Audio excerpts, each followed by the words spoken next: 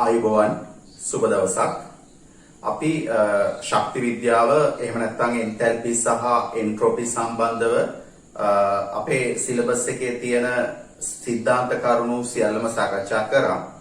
දැන් අපිට තියෙන්නේ මේකේ විභාග ප්‍රශ්න සාකච්ඡා කරන්න. ඒතර ටියුට් එකේ 21 වෙනි පිටුවේ ඉඳලා පළවෙනි ප්‍රශ්නේ ඉඳලා අපි ක්‍රමානුකූලව කරගෙන යමු. ගැටළු අංක 1 තියෙනවා මෙහෙම. දෙන ලද උෂ්ණත්වයකදී සිදුවන වායුමය මෙතේන් වල පියවරාකාර විඝටන සඳහා සම්මත එන්තැල්පි අගයන් ඩෙල්ටා H සම්මතයේ D පහත දී ඇත. ඒතර CH4 වල මෙම CH4 කියන අණුවේ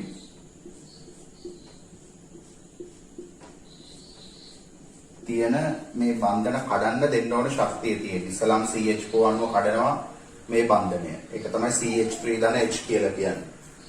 ඊට පස්සේ මේක ආයි CH3 වෙනවා. ඊට පස්සේ CH3 එකෙන් කඩනවා මේ බන්ධනය. ඊපස්සේ මේ බන්ධන දෙකම නැහැ මේ බන්ධනය කඩනවා මේ විදිහට. ඒතර බන්ධන හතරක් කඩන්න දෙන්න ඕන ශක්ති හතර දීලා තියෙනවනේ. ඒ කියන්නේ මේ බන්ධනයයි මේ බන්ධනයයි මේ බන්ධනයයි මේ බන්ධනය කඩන්න යන බන්ධන ශක්ති දීලා තියෙනවා. මධ්‍යන්නේ අහන්නේ. හරි සරලයි. එහෙනම් මේ බන්ධන හතරේ ශක්තිය එකතු කරලා හතරෙන් බෙදුවා නම් හරි. ධන 426 ධන 436 ධන 455 ධන 347 ඒ ටික එකතු කරලා හතරෙන් බෙදුවා නම් හරි. ඒතර පිළිතුර එනවා ධන 416යි කියලා ඔය ටික එකතු කරලා බෙදුවහම. පිළිතුර අංක 1 ධන 416. මොකද එක එක බන්ධනය කඩන්න එක එක ශක්තියක් ඕන වෙන්නේ. අපි කලින් තියරි වල මේකෙන්ම මම පැහැදිලි කිරීම කරා. දෙවෙනි ප්‍රශ්නේ තියෙන උච්චතම දැලිස ශක්තියක් තිබේයයි බලාපොරොත්තු විය හැක්කේ පහත සඳහන් සංයෝග අතරින් කුමකද? දැලිස ශක්තිය කියන එක වැඩි වෙනවා අරය අඩු නම්. ඒ වගේම දැලිස ශක්තිය කියන එක වැඩි වෙනවා ආරෝපණය වැඩි නම්. ඒ කියන්නේ දැලිස ශක්තිය කියන එක අනුලෝමව සමානුපාතික වෙනවා ආරෝපණයට. දැලිස ශක්තිය කියන එක ප්‍රතිලෝමව සමානුපාතික වෙනවා අරයට. දැන් ආරෝපණ වැඩි සහ අරය අඩු. mg ධන දෙකේ අරය ගොඩක් අඩුයි කියලා අපි දන්නවා. O දෙක ඍණට වඩා F ඍණ වල අපි ගත්තොත් අරය O දෙක ඍණේ වැඩි. හැබැයි O දෙක ඍණේ ආරෝපණයත් වැඩිනේ දෙක ඍණ කියන එක. F වල එක ඍණනේ තියෙන්නේ. එතකොට ඒකේ අරය O දෙක ඍණට වඩා අඩු වුණාට F ඍණ වල ආරෝපණය එකයිනේ. ඒතකොට සියලුම සාධක සැලකුවම MgO ගන්න පුළුවන්. ඒ කියන්නේ මතක තබාගත යුතු කාරණය වන්නේ දැල්ෂ ශක්තිය කියන එක අනුලෝමව සමානුපාතික වෙනවා කැටයන සහ ණයන ආරෝපණයට. අරයට ප්‍රතිලෝමව සමානුපාතික වෙනවා. ඒතර පිළිතුර අංක 1. තුන්වෙනි ප්‍රශ්නේ පහත සඳහන් තාප රසායනික දත්ත මවුලයට කිලෝජූල් ඒකක වලින් දීලා තියනවලු. AgI හි දැලිෂ ශක්තිය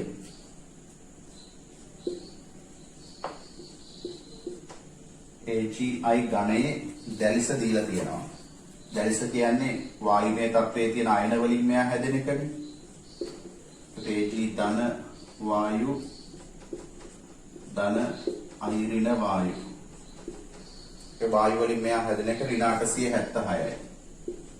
MCQ එකක් හින්දා මම ඒකක දාන්නේ නැහැ මවුලයට කිලෝජූල් වලින් තියෙන්නේ. ඊට පස්සේ Ag ධනෙහි සම්මත සජලනය දෙනවා අහිරිනෙහි සම්මත සජලනය. එතකොට මෙතන Ag ධන AQ ධන අහිරින AQ සජලනය වෙන එක මේක ඍණ 464යි ඍණ 293යි. අපේ ගානේ AgI ඝනය AQ AgI AQ. ඒ කියන්නේ මේකනේ. ඔන්නෝ කහන්නේ. එතකොට අපි හේස් නියමය දැම්මොත් හේස් නියමයෙන් මෙයාගේ මම හිතමු x කියලා. මම හිතනවා x කියලා. එතකොට හේස් නියමයෙන් මෙහෙම ගියත් එකයි. මෙහෙම ගියත් එකයි. එතකොට මේකට හේස් නියමය දැම්මහම ඍණ 876 ධන x සමානයි මේ ටික ඍණ 464 ධන ඍණ 293. ඔක සුළු කරාම පිළිතුර එනවා ධන 119ක් කියලා. එන x වල අගය ධන 119 කිලෝ ජූල් මවුලට. හරි. ඊට පස්සේ බලමු 4 වෙනි ගැටලුව.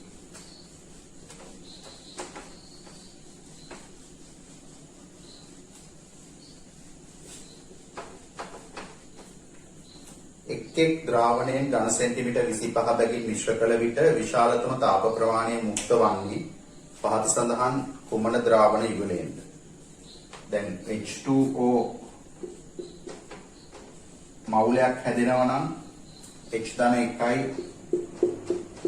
OH ඍණ 1යි එකට එක අනුපාතයක ප්‍රතික්‍රියා කරලා H2O එකක් හැදෙනවා නම් සාමාන්‍යයෙන් මවුලයට කිලෝ ජූල් 57ක වගේ තාප ප්‍රමාණයක් පිට වෙනවා.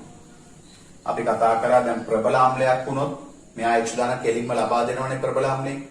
ප්‍රබල භාෂ්මයෙන් OH ඍණ ලබා දෙනවනේ ශක්තිය උරා ගන්න නැතුව.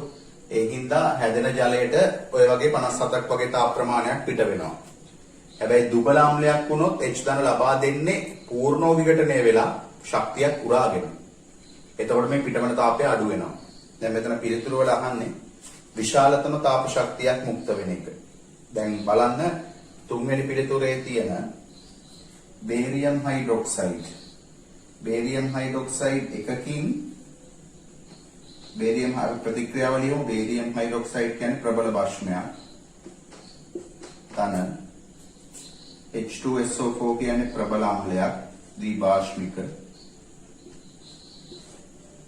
ප්‍රතික්‍රියා කරාම ඇති වෙනවා බේරියම් සල්ෆේට්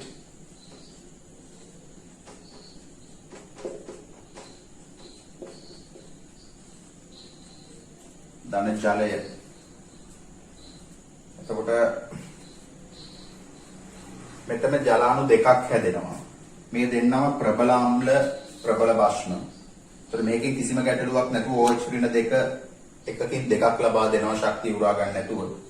මේකත් කිසිම ශක්තිය උරා ගැනීමක් නැතුව එකට දෙක H ධන ලබා දෙනවා. ඒතර ජලයේ මවුල දෙකක් හැදෙන හින්දා 57ව දෙකකට ආසන්න ප්‍රමාණයක් පිට වෙනවා. ඊට අමතරව මේ බේරියම් සල්ෆේට් කියන්නේ හොඳ අවක්ෂේපයක්. අවක්ෂේපයක් ඇති වෙනකොට අවක්ෂේපන තාපයකුත් පිට වෙනවා. එතකොට අර ජලාණු දෙක හැදෙන එකට අමතරව අවක්ෂේපන තාපයකුත් පිට වෙන හින්දා වැඩිම ප්‍රමාණයක් පිට වෙන්නේ ඔන්න ඔය අවස්ථාවේ. දැන් පළවෙනි පිළිතුරේ සෝඩියම් හයිඩ්‍රොක්සයිඩ් මවුල 2යි H2SO4 2යි තියෙන හින්දා ජලයේ මවුල දෙකක් හැදෙනවා. ඒකට 57ව දෙකක් වගේ පිට වෙන්න පුළුවන්. හැබැයි අවක්ෂේපයක් ඇති වෙන්නේ නැහැ. සෝඩියම් සල්ෆේට් කියන අවක්ෂේපයක් නෙමෙයිනේ. ඒ හින්දා අමතර තාපයක් පිට වෙන්නේ නැහැ ජලයේ හැදෙන දෙකට අමතරව. ජලයේ මවුල දෙකට අමතරව අමතර තාපයක් පිට වෙන්නේ නැහැ. දැන් දෙවෙනි පිළිතුරේ අම්ලයේ විදිහට තියෙන්නේ දුබල අම්ලයක් CH3COOH. ඒතකොට එයා විඝටනය වෙන්නේ ප්‍රත්‍යාවර්තව හෙවත් ආංශිකව. එයා පූර්ණ විඝටනය වෙන්න නම් ශක්තිය උරා ගැනීමක් සිද්ධ කරනවා. එතකොට පිටවන ශක්තිය අඩු වෙනවා.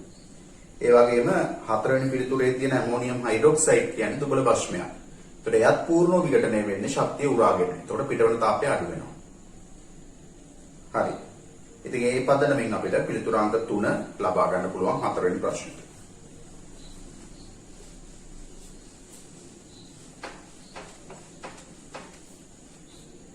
ගැටලු අංක 5 HCl මෙහෙම වායු අවස්ථාව HCl පූර්ණ ඉතලයක් H gas ධන Cl gas යන ප්‍රතික්‍රියාවේ එන්තැල්පි වෙනස ඩෙල්ටා H ධන 431 කිලෝ ජූල් මවුලයට වේ. මෙම එන්තැල්පි වෙනස HCl බන්ධන විඝටනයනේ. වායුමය අවස්ථාවේ තියෙන බන්ධන මවුලයක් කඩලා වායුමය පරමාණු බවට පත් වීම බන්ධන විඝටනය. හැබැයි පිළිතුරු වල බන්ධන විඝටනය කියලා දීලා නැහැ. බන්ධන එන්තැල්පි කියලා දීලා තියෙන්නේ. බන්ධන විඝටනයටම කියන තවත් වචනයක් විදිහට සලකන්න පුළුවන් බන්ධන එන්තැල්පි කියන එක. එහෙනම් පස්වෙනි ප්‍රශ්නෙට පිළිතුර අංක 2.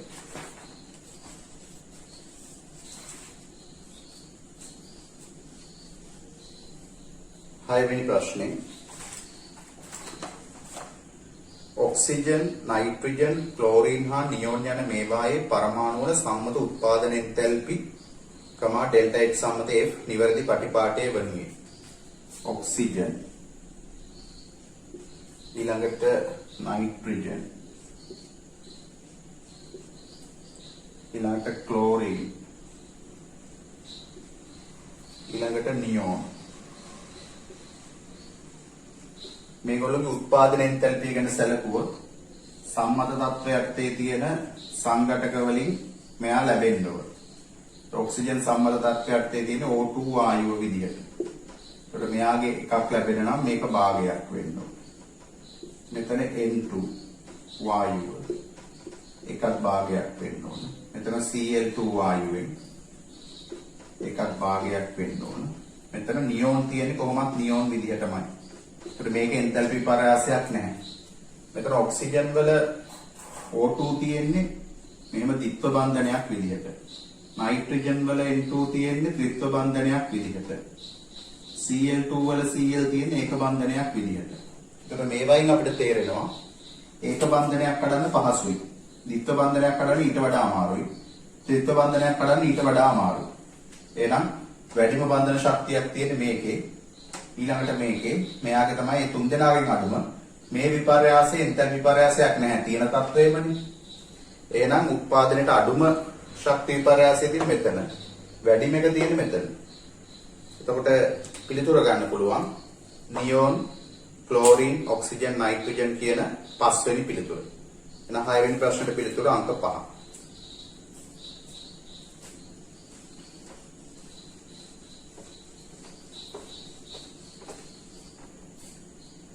බලමු ප්‍රශ්න අංක 7.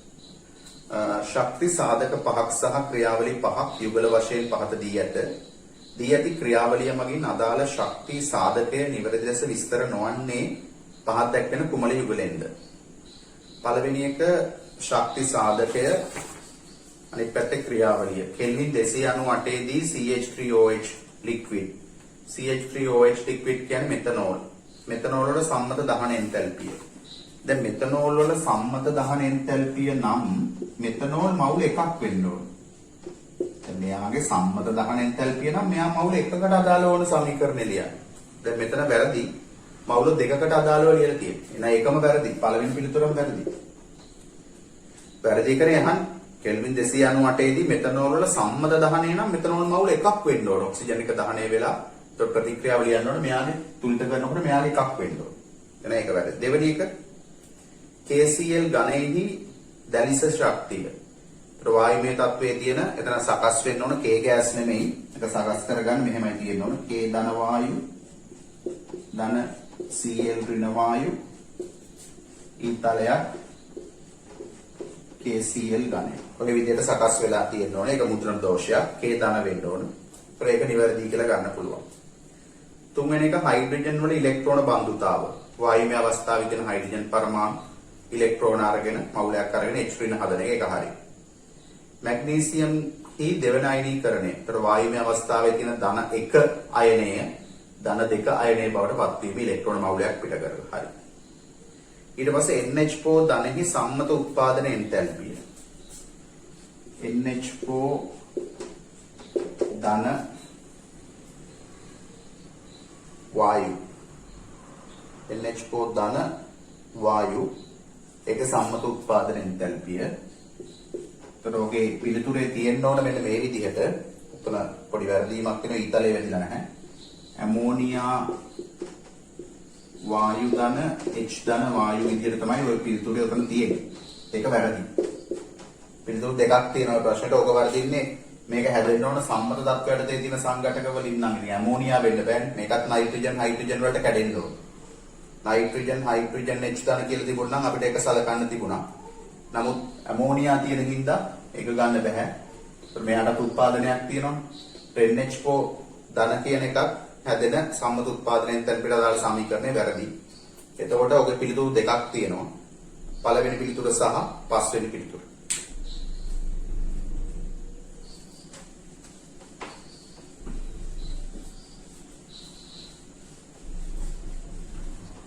ඊළඟ බලන්න ප්‍රශ්නාංක 8. මේකේ C2H6 2යි 7යි O2 ඊතලයක් 4යි CO2 6යි H2O කියලා ඉස්සරහින් දෙනවා ඩෙල්ටා H සම්මතයේ F ඍණ 3120යි සහ මුලින්ම වැරදි. මොකද සම්මත උත්පාදන එන්තැල්පිය කියලා සංකේතය දීලා තියෙනවා. එහෙනම් සමීකරණයේ සම්මත උත්පාදන එන්තැල්පිය තියෙන්න බෑ. එතකොට වැරදීනේ මේක වෙනම සමීකරණයක් නේ තියෙන දහන සමීකරණයක් තියෙන්නේ. සම්මත උත්පාදන එන්තැල්පිය කියලා දෙන්නේ. මේ ප්‍රශ්නේ ඕල්. මොකද වැරදි සම්මත උත්පාදන එන්තැල්පිය කියලා දුන්නා නම් අනිවාර්යයෙන්ම සම්මත තත්ත්වයට තියෙන සංඝටක වලින් අදාළ එක්කෙනා මවුල එකක් උත්පාදනය වෙන්න ඕන. ඒ ප්‍රශ්නේ ඕල් කියලා ගන්න එක දෝෂරහිත ප්‍රශ්නයක්. ඊළඟට බලන්න 9 වෙනි ප්‍රශ්නේ. පහත සඳහන් ජලීය ද්‍රාවණ ඝන සෙන්ටිමීටර් 25 බැගින් මිශ්‍ර කළ විට පිටවන තාප ප්‍රමාණය පහත දී ඇත. කලින් තිබිච්ච ප්‍රශ්නෙම වගේ එකක්. එතකොට මේකෙත් අපිට පේනවා වැඩිම තාප ප්‍රමාණයක් පිට වෙන්න ඕන 4 වෙනි අවස්ථාවේ. Sulphuric barium hydroxide. ඒතර 0.05 කියලා සාන්ද්‍රණය තිබුණට එකකට දෙකක් එනවනේ. ඒ කියන්නේ ජලයේ මවුල දෙකක් හැදෙනවනේ. දැන් H2SO4 සාන්ද්‍රණය තියෙන්නේ 0.05ක් වුණාට ඕකේ H දාන තියෙනවනේ 0.01ක්. මේ වගේ දෙගුණයක් වෙනවනේ H දාන එකට දෙකක් තියෙන හින්දා. එතකොට ඒ හින්දා එතනත් බේරියම් හයිඩ්‍රොක්සයිඩ් වලින් එන OH ඍණයි H ධනයි එකතු වෙලා ජලය හැදෙනවා වගේම බේරියම් සල්ෆේට් හැදෙන හින්දා තව අමතර තාපයකුත් පිට වෙනවා. දැන් පළවෙනි පිළිතුරේ තියෙන HCl සෝඩියම් හයිඩ්‍රොක්සයිඩ් කියන්නේ ප්‍රබල අම්ල ප්‍රබල භස්ම. එතකොට ඔතන හැදෙන ජල ප්‍රමාණය මෙතන හැදෙනවා. මොකද එතන කෙලින්ම HCl වලින් එකට එකක් H ධන ආවට 0.1ක සාන්ද්‍රණයක් තියෙනවනේ. සල්ෆියුරික් සාන්ද්‍රණය වගේ දෙගුණයක් තියෙනවනේ. ඒතර එකට දෙකක් එන හින්දා මෙතන එන H ධන ගාන අතන H ධන ගානට සමාන වෙනවා. අතන කෙලින්ම HCl වල 0.1ක් කියලා අරගෙනම තියෙනවා. එතන HCl ප්‍රබල අම්ලයක් සෝඩියම් හයිඩ්‍රොක්සයිඩ් ප්‍රබල භස්මයක්. එතකොට ජලය හැදෙන හින්දා තාපය පිට වෙනවා. දෙවැනි එකේ ඇමෝනියම් හයිඩ්‍රොක්සයිඩ් එක් HCl ගන්නකොට HCl ප්‍රබල අම්ලයක් වුණාට ඇමෝනියම් හයිඩ්‍රොක්සයිඩ් කියන්නේ දුබල භස්මයක්නේ. එතකොට එයා පූර්ණ විඝටනය වෙන්නේ ශක්තියක් උරාගෙනනේ. ඒ හින්දා අර පළවෙනි එකේ තරම් පිට වෙන්නේ නැහැ. තුන්වෙනි එකේ CH3COOH කියන ඇසිටික් අම්ලයක් දුබල අම්ලයක්. ඇමෝනියම් හයිඩ්‍රොක්සයිඩ් කියන භස්මයක් දුබල භස්මයක්. එතකොට මේ දෙකම පූර්ණ විඝටනය වෙන්නේ ශක්තිය උරාගෙන. එතකොට ගොඩක් අඩුයි පිට වෙන තාපය. හතරවෙනි එකේ ප්‍රබල අම්ල ප්‍රබල භස්ම. එතකොට කලින් වගේම ජල ප්‍රමාණයක් පළවෙනි එකේ තියෙන HCl සෝඩියම් හයිඩ්‍රොක්සයිඩ් ප්‍රතික්‍රියා කරාම හැදෙන ක්‍රම ජලයේ මවුල ගන්නක් හැදෙනවා. ඊට අමතරව බේරියම් සල්ෆේට් අවක්ෂේපයෙන් හින්දා ඒ තාපයකුත් පිට වෙනවා. එහෙනම් ඒ පදනමින් ගන්න පුළුවන් වැඩිම වෙන්නේ ඩෙල්ටා H 4 කියන එක. අඩුම වෙන්නේ ඩෙල්ටා H 3 කියන එක. ඩෙල්ටා H 1ට වඩා ඩෙල්ටා H 2 අඩුයි. පිළිතුර අංක 5. 9 වෙනි ප්‍රශ්නෙට පිළිතුර අංක 5.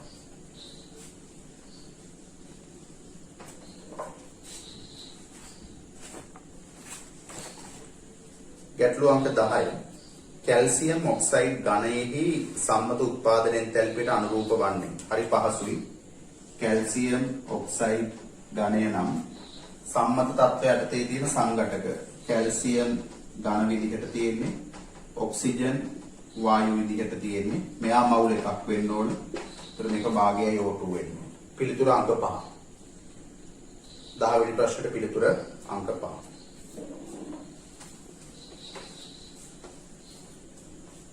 අපි බලමු 11 වෙනි ප්‍රශ්නය.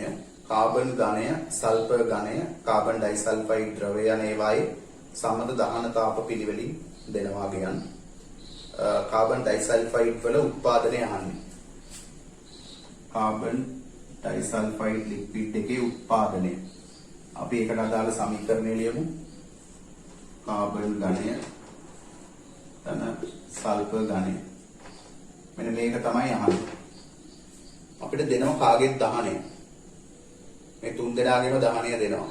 කාබන් වල දහනය දෙනවා. කාබන් දහනය වුණාම අපි දන්නවා කාබන් ඩයොක්සයිඩ් ලැබෙනවා. ඒ වගේම සල්ෆර් දහනය වුණාම සල්ෆර් ඩයොක්සයිඩ් ලැබෙනවා. එතකොට මේ කාබන් වල දහන එන්තැල්පිය දෙනවා ඍණ 394යි. මෙතන ඍණ 394 කිලෝ ජූල් මවුලයි. ඊට පස්සේ සල්ෆර් වල ඍණ 296යි.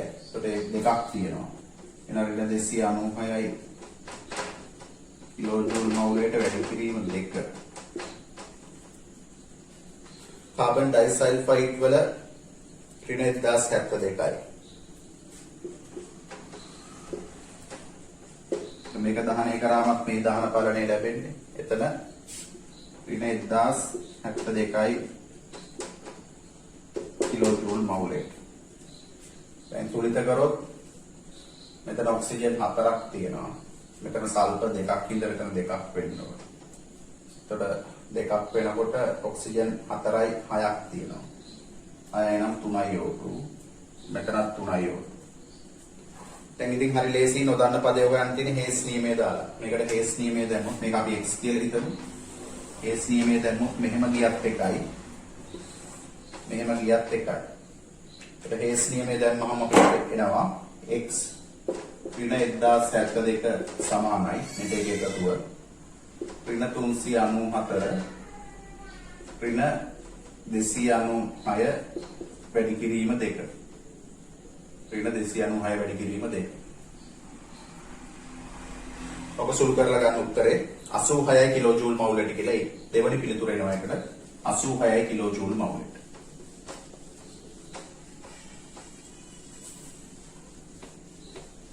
ධන 86ක් ඊළඟ ප්‍රශ්නාංක 12 N2 gas ධන 3H2 gas පූර්ණ ඊතලයක් 2NH3 gas ඉහත ප්‍රතික්‍රියාව කෙල්වින් 298 දී තාපගතිකව ස්වයංසිද්ධ වන නමුත් එය ඉහළ උෂ්ණත්වවලදී එසේ නොවේ. කෙල්වින් 298 දී ප්‍රතික්‍රියාව සම්බන්ධයෙන් පහසත් කුමක් සත්‍ය වේද? එතකොට මේකේ ස්වයංසිද්ධ වෙනවා නම් ඩෙල්ටා G ඍණ වෙන්න ඕනේ. ඩෙල්ටා G සමානයි ඩෙල්ටා H ඍණ T ඩෙල්ටා S කියන සමීකරණය අපි දන්නවා. ඩෙල්ටා G ඍණ වුණොත් ස්වයංසිද්ධයි. එතකොට මේක ස්වයංසිද්ධයි කියන හින්දා මේක ඍණ. ඊළඟට මේකේ වායුමය අනුසංඛ්‍යාව මේ පැත්තේ 3 1යි 4යි. මේ පැත්තේ 2යි. ප්‍රතික්‍රියක පැත්තේ වායුමය අණු 4යි. ප්‍රතිඵල පැත්තේ වායුමය අණු 2යි. වායුමය අනුසංඛ්‍යාව අඩු වෙලා එහෙනම් එන්ට්‍රොපිය ඍණ වෙලා. නම් මේකත් ඍණ. මේකත් ඍණ. එතකොට බලන්න ඩෙල්ටා G ඍණ වෙන්න ඕන. S ඍණ වෙන්න ඕන. එතකොට මෙතන මෙයා ධන වෙන්න පුළුවන්ද? මෙයා ධන වෙන්න බෑනේ. මෙයාත් ඍණ වෙන්න ඕන. එහෙනම් පිළිතුර ඒ තුනම ඍණ වෙන්න ඕන. Delta H, delta G, delta S සියල්ල ඍණ වෙන්න ඕන. පිළිතුර අංක 2. ඊළඟට 13 ඒක ලිත පද්ධතියක් පිළිබඳව අපි විවෘත පද්ධති කියලා පදාර්ථ ශක්තිය දෙකටම එළියට යන්න පුළුවන් ඒවා ගැන කතා කරා. සංවෘත පද්ධති කියලා පදාර්ථයට යන්න බෑ ශක්තියට යන්න පුළුවන් ඒවා කතා කරා. ඒක ලිත පද්ධති කියලා පදාර්ථයට ශක්තියටයි දෙකටම යන්න බැරි ඒවා කතා කරා. ඉතින් පැහැදිලිවම අහනවා ඒක ලිත පද්ධතියක් පිළිබඳව නිවැරදි වේද? හතරවෙනි පිළිතුර ගන්න පුළුවන්. පද්ධතියේ මායිම පදාර්ථය තාපය හා කාර්ය හුවමාරුව සඳහා පද්ධතියේ මායිම පදාර්ථය තාපය හා කාර්ය හුවමාරුව සඳහා ඉඩ නොදෙයි. පිළිතුර අංක 4. අංක 4. 14 වෙනි ප්‍රශ්නේ. කාබන් ඝනයෙහි සම්මත දහන එන්තල්පිය දෙනවා. CO2 හා H2O හි සම්මත උත්පාදන එන්තල්පිය දෙනවා. CO2 H2 CO H2 යන ප්‍රතික්‍රියාවේ සම්මත එන්තල්පි වෙනස අහන්න. මෙන්න මේ ප්‍රතික්‍රියාවේ එන්තල්පි වෙනස හොයන්නලු. CO2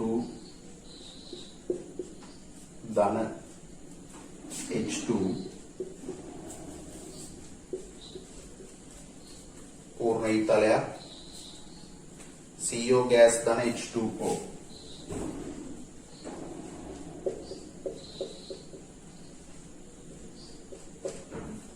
ඔන්න ප්‍රතික්‍රියාවේ එන්තල්පි විපර්යාසය හොයන්න. දත්ත විදියට දෙනවා කාබන්හි සම්මත දහන එන්තල්පිය. ඒ වගේම කාබන් මොනොක්සයිඩ් හා H2O හි සම්මත උත්පාදන එන්තල්පියක් දෙනවා. එතකොට කාබන් O2 එක දහනය කරොත් CO2 හදා ගන්න පුළුවන්.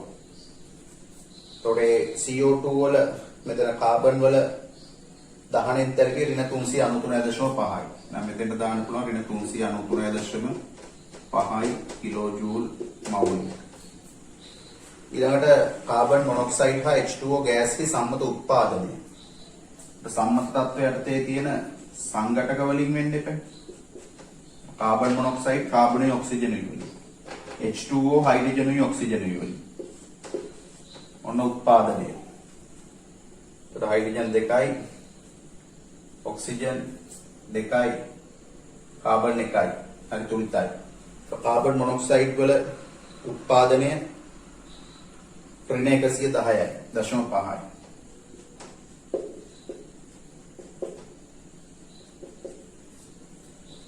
ඊළඟට H2O වල ගෑස් වල උත්පාදනය ඍණ 241.8යි.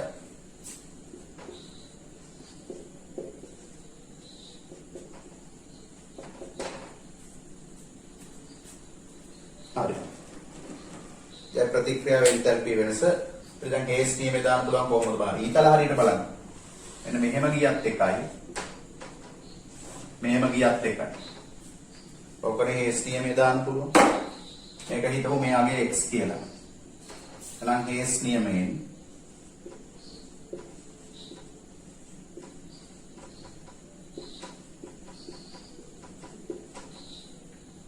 ඍණ 393.5 ධන x සමානයි ඍණ 110.5 ධන ඍණ 242.8.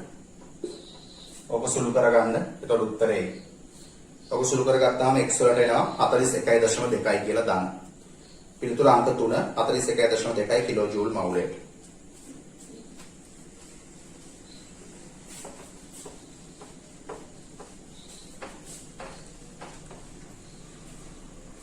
ඊට ප්‍රශ්න අංක 15 CH4 වැඩිපුර O2 සමග ප්‍රතික්‍රියා කර CO2 සහ ජලය සෑදීම තාපදායක ක්‍රියාවලියකි. සෑදෙන ජලය ද්‍රව අවස්ථාවේ පවතින තත්වයක් යටතේ CH4 මවුල එකක් O2 සමග ප්‍රතික්‍රියා කළ විට එන්තැල්පි වෙනස 890.4යි. මෙහෙම කියන්නේ CH4 වායු CH4 වැඩිපුර O2 සමග O2 වැඩිපුර එක්ක ප්‍රතික්‍රියා කරලා කාබන් ඩයොක්සයිඩ් සහ ජලය හැදෙන එක තාපදායක ක්‍රියාවක්ලු. කාබන් ඩයොක්සයිඩ් හා ජලය සෑදෙන එක තාපදායක ක්‍රියාවලියක සෑදෙන ජලය ද්‍රව අවස්ථාවේ පවතින තත්වයක්. ඒ තමයි ලික්විඩ් දැම්මා. යටතේ CH4 මවුල එකක්. හරි. O2 සමග ප්‍රතික්‍රියා කළ විට ඇතිවන එන්තැල්පි වෙනස 890.4 කිලෝ ජූල් මවුලය. තාපදායකයි කියන්නේ ඍණ. මෙතන හයිඩ්‍රජන් 4ක් හින්දා මේක දෙකක් වෙනවා. මෙයාම මවුල් එකක් කියලා කියනවනේ. ඔක්සිජන් 2යි 4යි කියන්නේ මෙතන 2යි. ඒතර මේ ප්‍රතික්‍රියාව එන්තැල්පි පරාසය ඍණ 890.4 කිලෝ ජූල් මවුලයට.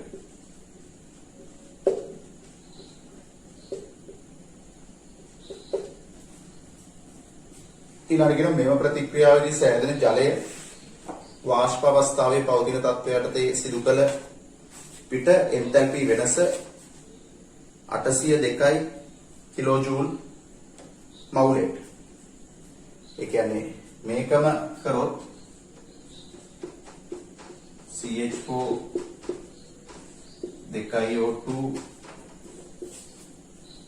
CO2 gas ධන 2 H2O gas ඔය විදිහට කරොත් ඔය ප්‍රතික්‍රියාවෙන් එන්තැල්පි වෙනස 802 කිලෝ ජූල් මවුලයට. 802.4යි කිලෝ ජූල් මවුලයට. ඊට පස්සේ කියනවා මෙන්න මේ H2O ලික්විඩ් එක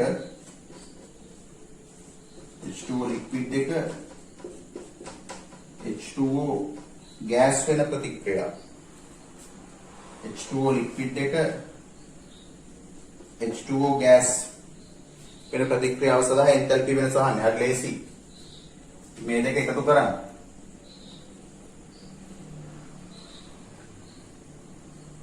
අපිට නැත්තම් එක පැත්තකට H2O එන්න අනිත් පැත්තට H2O gas එන්න මොකද්ද කරන්න බලන්න සමීකරණ දෙක කරන්න පුළුවන්. ඉතින් මෙතන ඇත්තටම වෙනස බලන්නකො.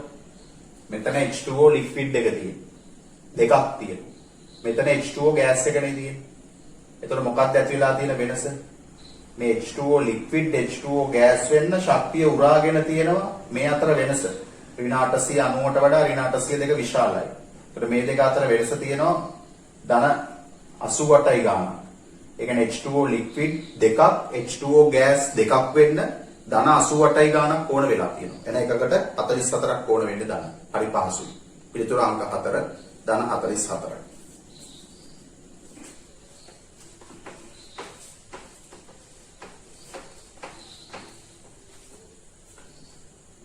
16 වෙනි ප්‍රශ්නය. පහත ප්‍රතික්‍රියාව මගින් එතිලීන්හි දහනය දැක්වේ. එතිලීන් C2H4 gas ධන 3 O2 gas පූර්ණ ඉතලයක් 2 CO2 gas ධන 2 H2O gas liquid නෙමෙයි gas 2 H2O gas කියනවා මේකේ එන්තල්පි විපර්යාසය ඍණ 1323 කිලෝ ජූල් මවුලට මේක ඍණ 1323 කිලෝ ජූල් මවුලට මෙම දහනයේදී වායුමය අවස්ථාවේ පවතින H2O වෙනුවට ද්‍රව අවස්ථාවේ පවතින ජලය සෑදේ නම් ඩෙල්ටා H අගය. අර කලින් එක වගේමයි. H2O gas H2O liquid වෙන එක සඳහා මේ ද්‍රව මෙතන වායු තියෙන්නේ. වායු නැතු ද්‍රව වෙන එක සෑදේ නම් ඩෙල්ටා H වල අගය මොකක්ද කියලා අහනවා. H2O gas එක H2O liquid වෙන්න delta H ඍණ 44යි කියලා දෙනවා. gas liquid වෙන්න ඍණ 44. හරි අපි කලින් ගත්ත liquid gas වෙන්නනේ ධන 44. ඒතර gas liquid වෙනවා කියන්නේ ඒක අනිත් පැත්තනේ ඍණ 44යි.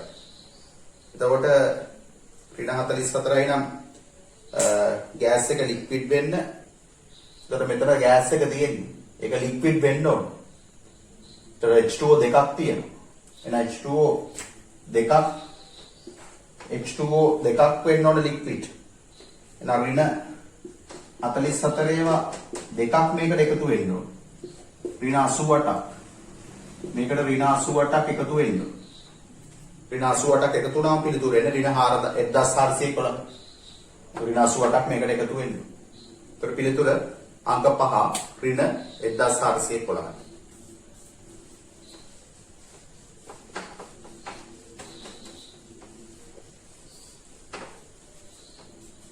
ප්‍රශ්නාංක 17 ඝන ඇමෝනියම් ක්ලෝරයිඩ් NH4Cl ඝනය